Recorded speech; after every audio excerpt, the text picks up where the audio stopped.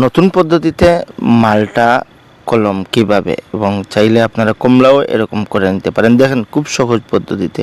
এই দেখেন বাতাবি লেবু গাছ একটা নিয়ে আপনারা জাস্ট এই দেখেন এক সাইড কেটে এরকম সুন্দর করে কেটে নিয়ে আপনারা এই যে মালটা অথবা কমলার সায়ন নেবেন, জাস্ট চোখটা এই দেখেন চোখটা কিভাবে তোলা হচ্ছে, আপনারা সম্পূর্ণ ভিডিও দেখেন।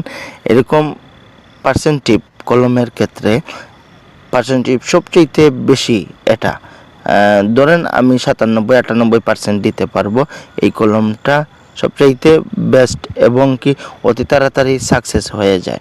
আপনারা যারা পুরাতন আছেন এরা এই কাজটা একবার হইলেও দেখতে পারেন। মালটা এবং কমলার ক্ষেত্রে এটা কিন্তু পার্সেন্টেজ সবচাইতে বেশি এবং সবচাইতে ভালো, অতি তাড়াতাড়ি কলমটা হয়ে যায় সাকসেস।